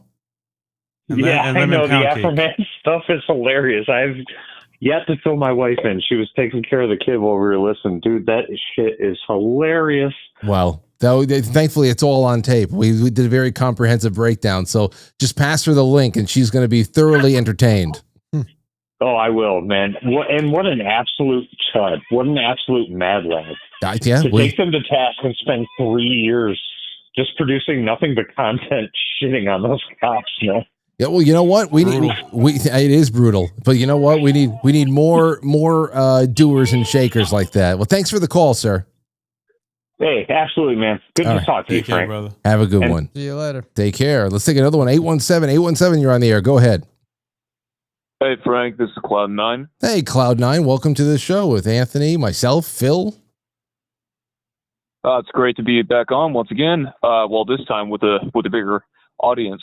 But you were asking earlier, like, what were some of the internet getaways that I would go to like 20 years ago? Yes. For me, it was, I don't know if you remember these types of videos, but it was essentially different types of videos. Like the themes were different. The first one was like the top 10s, and it would just go through like, top 10, whatever. And I'm not talking like Watch Mojo. It was made with like, what was it? Windows Movie Maker. And they would always have like Dreamscape, the song Dreamscape in the background. Or I would watch like old school weather disaster videos and would have Dreamscape playing in the background. And then it was just like fantasy character, versus videos. So like, what if it was, Godzilla 2000 versus like King Kong, but it's the modern version of what we see today where King Kong's like, 7,000 feet tall and could actually face, Godzilla head and head, and also had Dreamscape in the background. Those were some of like my go-tos back in the day, and would always have that exact same song. So it's forever burned in my mind. Like it's PTSD. Like anytime that I hear that song playing, dude, it just like instantly I'm back there. Wow. What do you guys, what do you think about like liminal spaces and dead malls and stuff like that? Holy shit, dude. I remember, well, back in the day, of course, this is all allegedly, me and my friends would allegedly go to, we would do urban exploration and do some hangout spots. And, there's an underground facility close to where I live, but, me and my friends were kind of up above that general area trying to figure out, where this entrance to this lair was. And of course, when you see law enforcement patrolling nearby, you're thinking, probably should just, leave, come back later, and later never happens. But liminal spaces I truly do believe like there's something about whether or not it's like an actual building or if you're driving and then it goes from city landscapes, skyscrapers, and then all of a sudden you're driving on flat land and you just see windmills. That in of itself puts you in a trance. Like, I don't know how else to explain it other than the fact, like, it brings your mind somewhere else. Like, I don't know if you saw this, but I think, like, A24 is now making a liminal space film. Like, they just came out with a trailer, like, what, a month ago? Yeah, I'm gonna the back room. Yeah. One? Yes. Yeah. Yes. So Phil, you know what I'm talking about. I'm gonna put it here. Cloud9. I'm gonna put it up on screen here. I'm gonna talk about it with Anthony and Phil for a couple of seconds. Anything else you want to throw in real quick? Happy Friday, Frank, and love your singing, Anthony. Keep doing well. Thanks, man. All right. Good night. Cloud9, you're the man. Thank you for calling in. Here, take a look. So here. I went to the subreddit for liminal spaces. Liminal space is the time between what was and the next. It is a place of transition, waiting, not knowing, liminal spaces where all transformation takes place if we learn to wait and let it form us. And the real thing is that it kind of has a nostalgic old world feel, old world luxury, family, whatever it seems pretty social, but it is completely in its presentation devoid of life, of company, of no like real human presence. Yep. Here's a good one. The endless sky, the mirrored office building. It all seems very, you know what I mean? It all seems very familiar. It seems familiar, but it also seems like you're completely alone. Look, there's a liminal space. Mm-hmm. This. Yeah. Especially when it comes to the lighting. Like an empty cafeteria? But or a science classroom. The science class. Just imagine, that this is where you were maybe like you're alone, but maybe the echo of so many decades of children like yourself are still running around in there. And it's here's more of that. There you go. That reminds me of Ace Ventura. Could be. Oh, there's a liminal space. Like a 2004 living room somewhere, or a grandparents. We're definitely going to see like a grandparents' living room. Oh, this is a good one. Like a hotel. This is a good one. Staircase. Yep. Mm-hmm. Yeah. Wait. I bet you any money we're going to get a 1990s grandma living room. We have to. Was that the airport? Bowling alleys would be mall. The Stanford Mall is one big liminal space right now. Yeah. They're making deals every year to keep it open and to sell off different parts of the parking garages, anything to stay open. But it's just crazy. There's an outside one. That looks like that kind of looks like Vermont. Well, the outside liminal spaces, that's the basis for all of those like depression core videos. Hold on. Like She's Gone. Oh, there's a ton. I watch a lot of these. Like, go to sleep. All these type thing every night. You need to rest. Stop overthinking. Go to sleep. Yeah. Here, this is if I'm playing like a little bit of a game at the end of the night, it's like 11:30, 12. I'm not ready to go to sleep. I'll put this on. And it just fills the room with a little bit of an atmosphere. But you get those kind of blue light nighttime transition, completely lonely. Well, it was like there's one with Rudolph on it was around Christmas time and there was one with Rudolph it was a 90s kitchen.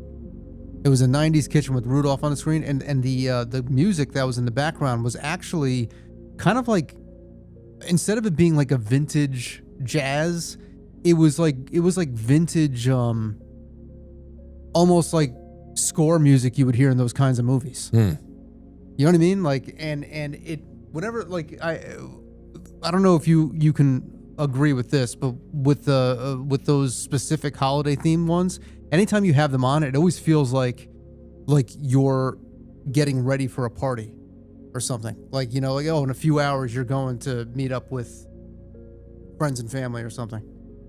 That's why I overdose on them during the holidays. Right. I overdose on them during the holidays. Right. November 1st rolls around and it is just cafe scenes and the Leprisi kind of videos and all that stuff. I also found with liminal spaces, I found dead malls. I found a whole website now called deadmalls.com. And it's actual malls that are no longer. And you can go into dead mall stories. So I'm trying to find the thing that is closest to us, like Hudson Valley, Fishkill, Kingston, New Rochelle, the mall at New Rochelle. Let's do that. And there's Poughkeepsie, South Hills Mall. Let's go to that one. A lot of text. Yeah, there's a lot of text. Jack Thomas's commentary.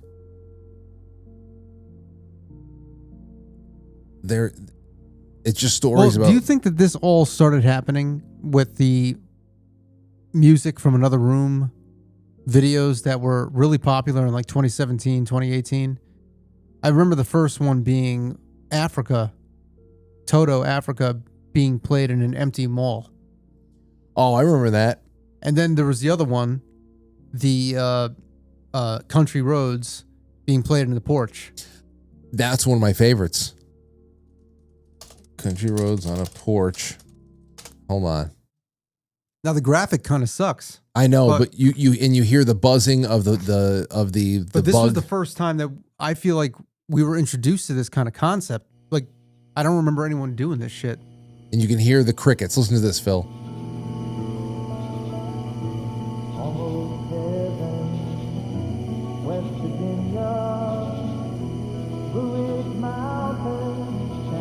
The title is Take Me Home Country Road, but it's being played on our neighbor's porch on a cool summer night.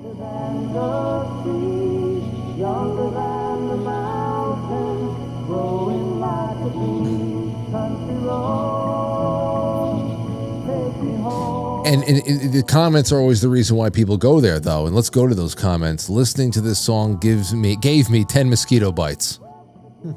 It's midsummer, late night. You're 14, laying on the bed in your bedroom. You're tired from the whole day of biking with your friends through the woods. The window wide open, a cold breeze is cooling you after a hot day. You've just had a barbecue with your family. You can still smell burned coal from the garden. Some of the adults are still sitting there talking about boring adult stuff, and you can hear this music coming from your neighbor's back garden. You're thinking if you want to watch some telly or go to sleep. Craziest thing is that I've never had a summer like this because I've lived in urban Poland, but this song makes me feel like I've had that. Yeah, no, people have said that before too. Oh, here, look, this song reminds me of a place I've never been to, yet I know so well. Sick nostalgia feeling, like I'm missing something that hasn't yet come. Well, I see that comment is pretty common in this new trend. This whole, this trend of these 90s actors and actresses where they're saying, Mom, Dad, what were you like in the 90s? Yeah. And it just goes, now people make big jokes out of it. I love those. Those are my favorite. But the people who've taken it seriously and are some of the big name actors and actresses and stuff, you see the common comment where it's like, this is making me nostalgic for a world that's just not even there, I know. that I never knew. I know, it makes you nostalgic for it. I mean, you think about it too, we grew up in the 90s. We grew up in the early 2000s, but our childhood was in the 90s. And when you see stuff, it's like, shit, man, the quality really holds up. It does. But Phil, let me ask you this. What do you think about it? Because I think that the deeper conversations have been about whether or not, nostalgia is definitely a part of it, but it's more so what is everybody looking for? Are we really, is it really just what's behind this grasping at what we felt were much better times? Is it just, things, or was it community? I feel like it was more so the way people were, not the way that the clothes were, the styles. Right. Well, you gotta think of it this way, right? When we were growing up, you had everybody older than us saying, "Oh, those were the good old days," talking about when they were younger.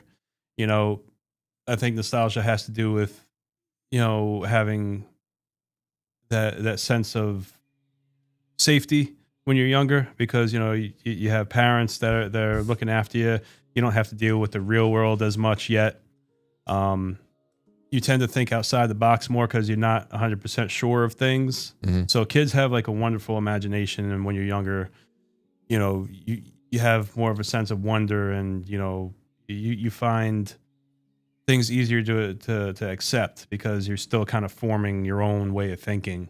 As you get older and you start seeing the world for what it is and what things really are, reality can be harsh. Clothing and music and everything, everybody has their own favorite from their own time period, own period in time. The movies change over the years. You have different special effects. You have different, a lot of movies back, I feel, when we were younger, when I was younger, Like I used to love Indiana Jones. I used to love Ghostbusters, Back to the Future. The way they told stories, the special effects. There was no CGI. You know, the not to say that the new movies can't tell stories, but I feel like the stories that we had were way better than a lot of what's out today. You know, you have a lot of classic movies and they're timeless classics. You're going to have these movies around for years to come. You know, we hear of movies from way before, you know, our time when our parents were younger that they talk about and are still relevant to this day. You have producers like, I mean, look, Mel Brooks is what, 90 something years old. I think he just turned 100. He just turned 100 and they just came out with the second Spaceballs movie.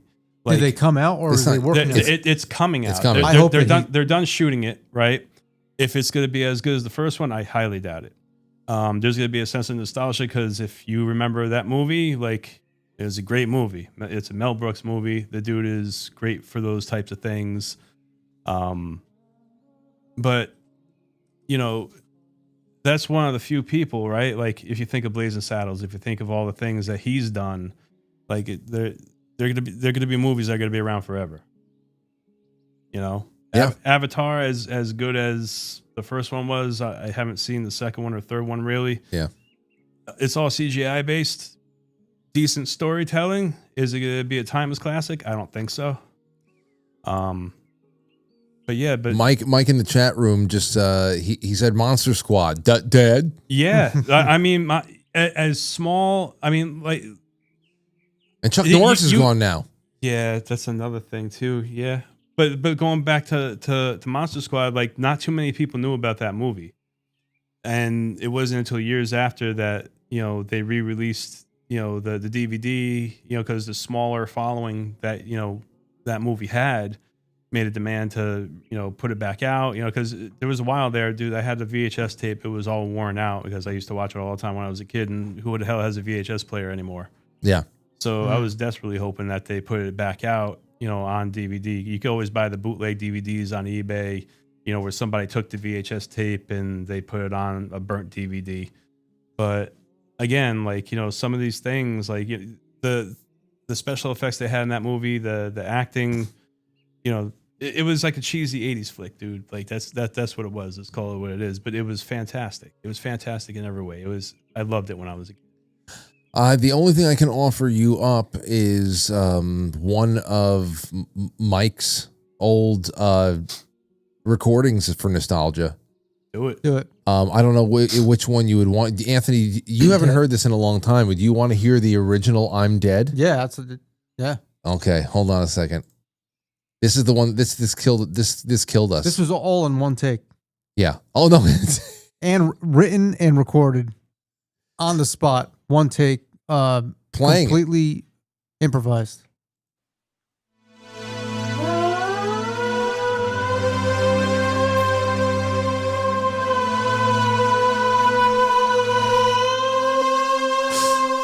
This is Petey Face in the chat room. Death has come to your little town, Sheriff. And if you don't want to believe me, ask him for yourself.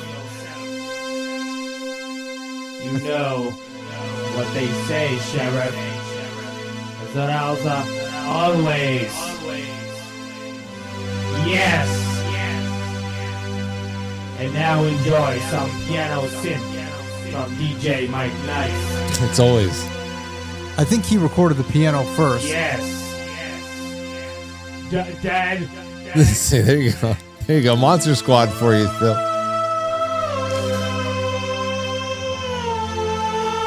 Oh, it sounds like Deftones.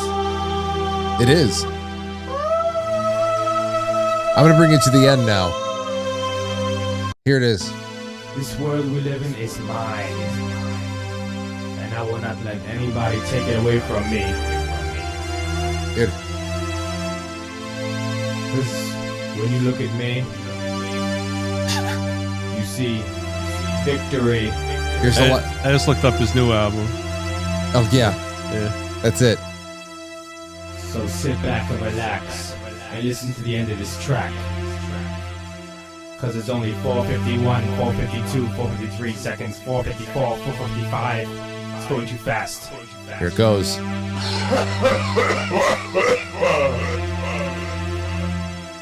I'm dying.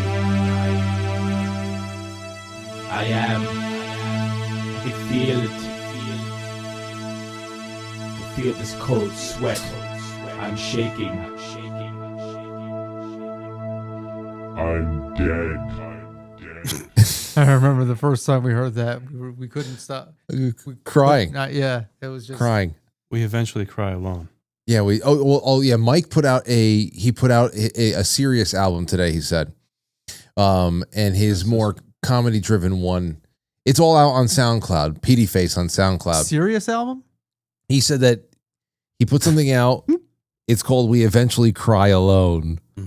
So if you wanted to sit in your room and cry and brood, then please go ahead. I'll look through that. Of course, he says the serious. He says the serious album. You read out the title and I laugh. I know. Well, that's the whole thing. Let me see. Let me look at the track listings. PD Face, We Eventually Cry Alone. Just a few words. I'm drowning. Yeah, there you go. I'm drowning. Suck les blue. Suck les blue. I'm here. Easy, girls. Are you sure that this is serious? Hold on. Let's go to I'm Drowning.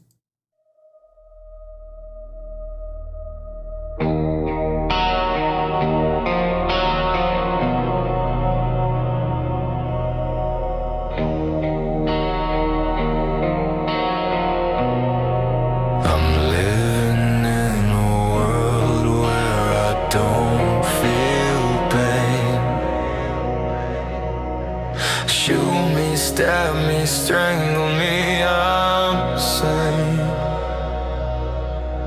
Lay me out, denounce my pain. Cook me, steam me, feel me, eat me, I'm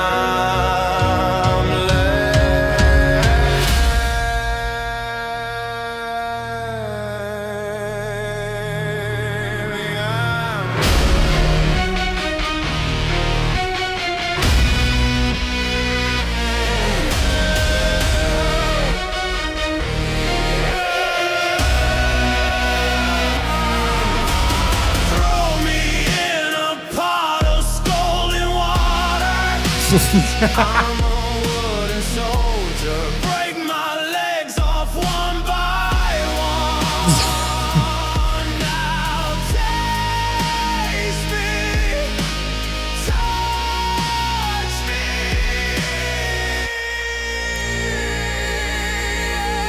punch me, I'm drowning. Now keep in mind, here he is, sitting in the bathroom with his vape. Yeah. Typing in the lyrics. Yeah, that's good.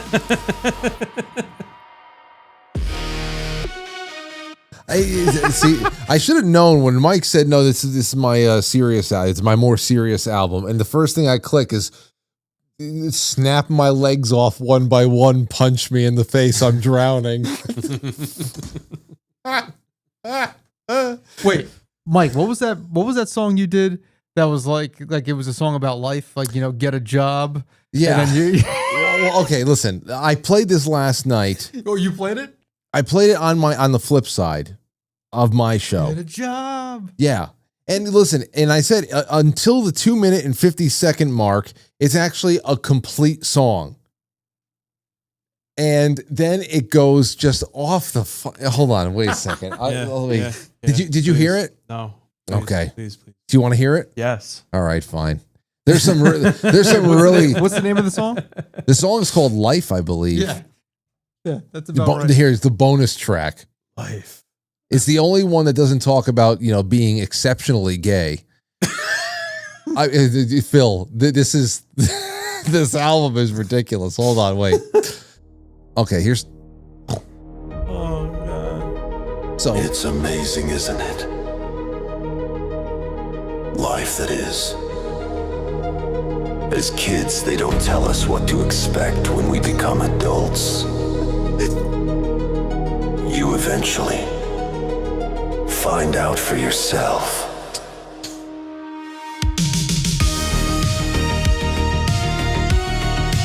Oh shit.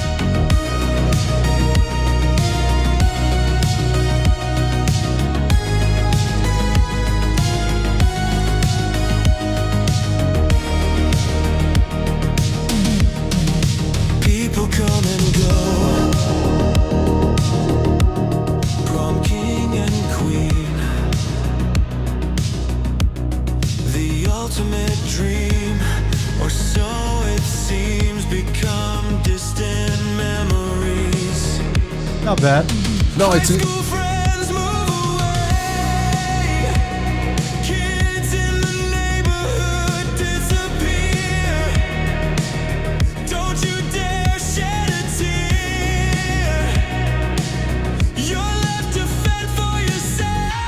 This is good.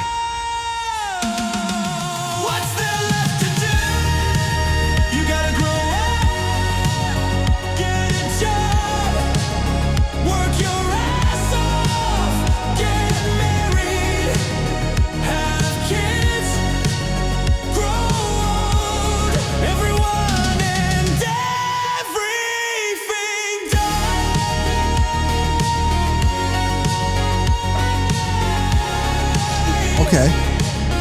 Now wait.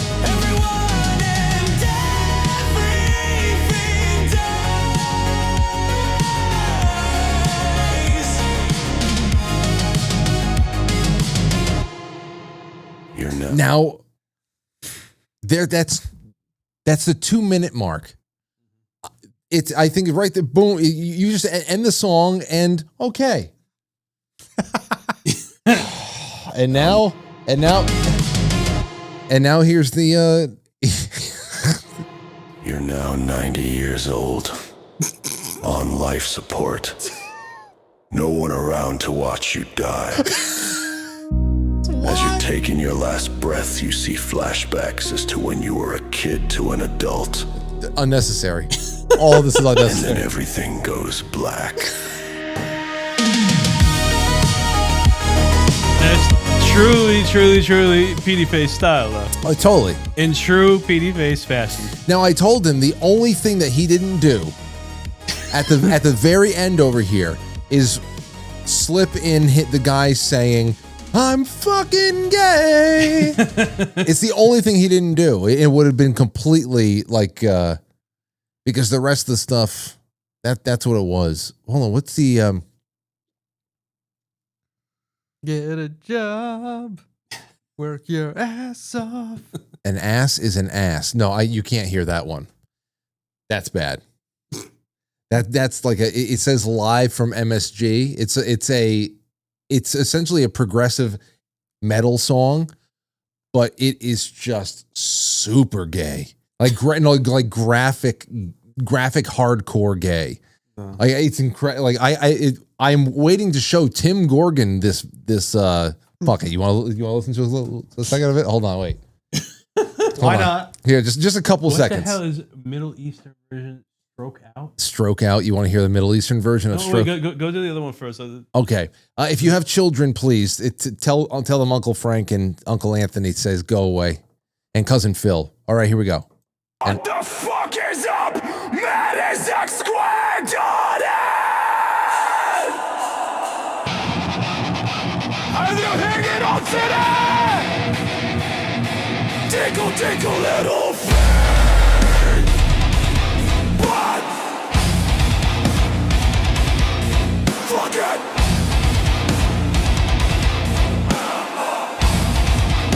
I love how this band is in Madison Square Garden. Face down, cock up, that's the way we like to side. But fuck. What? But fuck me. I want it wrong. I want to blame. Shoot that seed so far at me. I can't. Oh my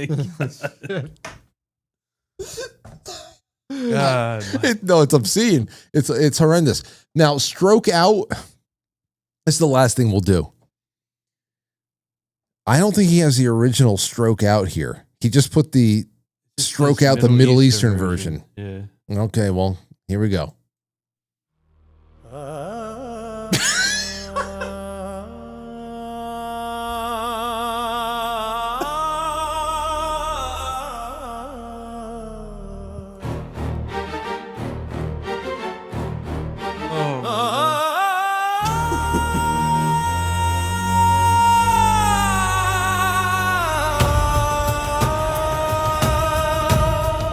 It's like the beginning of Dune. Yeah.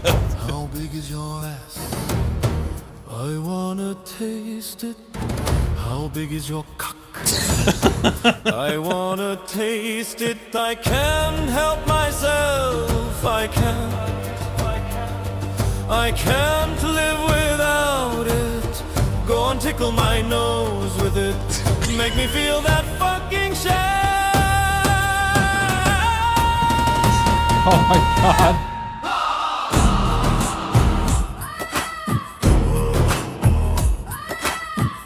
That's cool. This song is going to start World War III. Oh my God.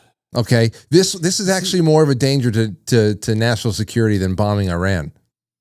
I will say, you know, and I know it's AI, but some of the stuff, like I wonder what prompts he's putting in, because it is kind of, some of it's kind of interesting.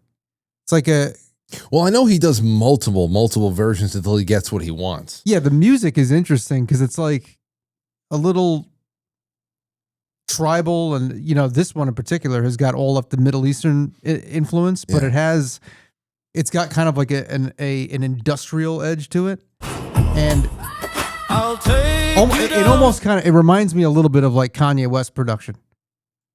And you know, I find you know, in a lot of like the AI generated stuff, there's a lot of, you know, combinations of different elements that I hear, like in the metal stuff, like there's you know, interesting synthesizers, and I don't know. I don't think the world is ready for PD Face to have access to AI to generate these things, because where he used to like have to like sit down and do all this work to put out like a track, like, you know, now he could pump them out randomly like that. That's I know. dangerous.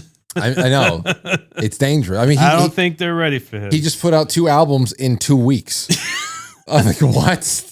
What? You can't, I mean, so, and I don't know. See, that's interesting. That's why I said that's where I am a little bit more ambiguous on all this technology and what kind of opportunity it provides to people like Mike, individuals who can just who can just finally spill their mind into something and have the something make sense of it. Yep. Right. Yeah. So I mean, I'm fine with that because it's been very entertaining so far. Real quick, Jay Sem, thank you. Amethyst Cat says, hi fellas. Tommy Jekyll, looks like I've come in at a bad time. Thought the Playhouse was a music show. Boo hoo. We talked about music the whole time. Well, that is music. I mean, it's AI music, but it is music. That was from before. Hold on, board.com. Now Frank will have to have info for 100 more shows. Well, yeah, Board, I have that over here. I'm going to be looking through it. Twisted Sticks, Avatar was Pocahontas, but Interstellar. That's a good way of saying it. Vesper says, Hyrath, a deep longing for a place or time that you cannot return to.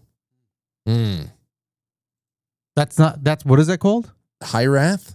That's not called nostalgia. Hiraeth. I thought that was just nostalgia. Hold on. We're getting a call from PD Face himself to end the show. Mike? Frank? You're on with the boys. Frank! What's up, guys? All right, listen. I told you to play 3 songs. First of all, you're missing the best song, The Diddler. That song is like ingenious. I don't even know how the fuck I did that one, but that just came out of my fucking ass. But anyway, that's on the Most Dangerous album. On the new album, before you hang up the phone, or after you hang up the phone, I want you to play the first track and the third track. Okay? That's all I want you to play. Trust me, you guys will love the third track. Suck Le Bleu. Telling you. Suck Le Bleu. Right? That's all I got to say. All right, okay. First track. Okay, first track. Okay, well, that's what we'll do. First track and third track. All right, you got it. All right. All right, bye. He's very excited about this, obviously. What's the first track called? The first track is called We Eventually Cry Alone. Okay, Casey on Discord, I will play your shrimp song in the new week, I promise. We have to play these tracks, and then we're going to skedaddle. Here we go. PD Face, We Eventually Cry Alone. Oh, wait, no. Just a Few Words is number 1. The lizard always speaks in tongues, while the shepherd feasts on the boy's foot with its curly wig on.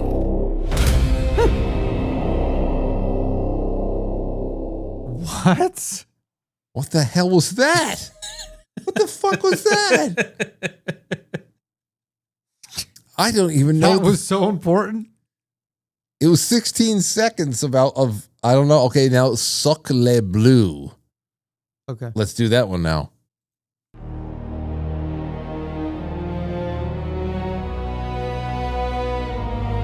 Kind of sounds like Batman. Yeah, that's what I was thinking.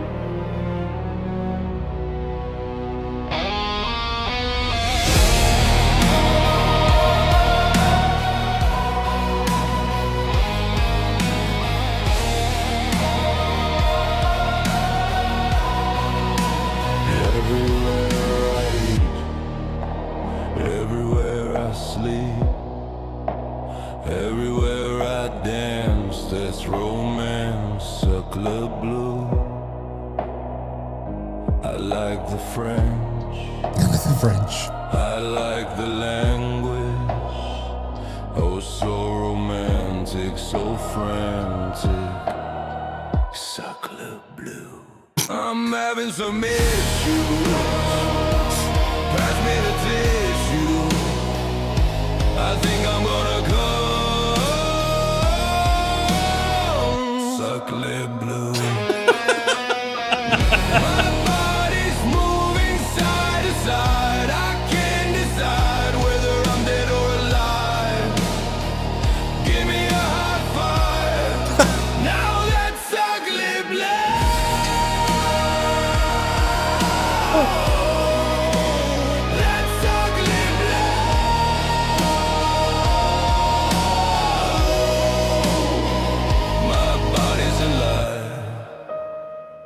But I feel dead. Wish I was Suck Le Bleu. Wish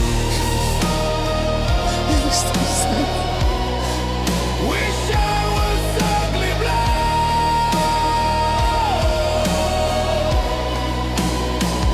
The way you read is the way I write. Suck Le Bleu is my way of life.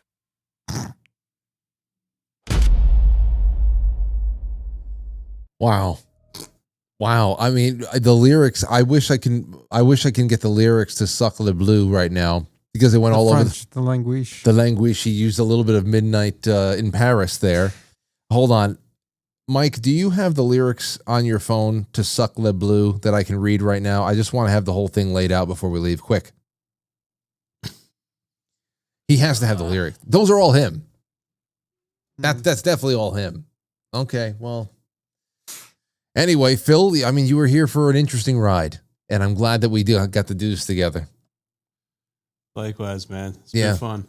So let's definitely do it again, and I hope that everybody's well with you. And thank you everybody over on YouTube. It was great to see everybody hanging out. This is the largest audience we've had over there for a live show. Make sure that you subscribe and you put the notifications on. And again, thanks for the super chats. It was the first ever. So I'm just giving Mike one more second before we get the hell out of here. That doesn't matter. I can. Is he typing? Yeah. Probably copy. Yeah, I mean, well, here it comes. You ready? Yeah. Everywhere I eat, everywhere I sleep, everywhere I dance, that romance, Suck Le Bleu. I like the French. I like the languiche. So romantic, so frantic, Suck Le Bleu. I'm having some issues. Pass me the tissues. I think I'm going to come. Suck Le Bleu. My body's moving side to side. I can't decide whether I'm dead or alive. Give me a high five. Now that's Suck Le Bleu. My body's alive, but I feel dead. I wish I was Suck Le Bleu. The way you read is the way I write. Suck Le Bleu. It's my way of life. Wow. You Genius. Beautiful. You couldn't get that's the one thing I would say. The music, he got it generated. He prompted that music into being. AI could never create this. No. This is Mike. They could never create it. All right, everybody, have a good one. Thank you so much. You've been great, and we will see you next time in April. Have a good night. Have a good night. Have a good night. Be good. Take care.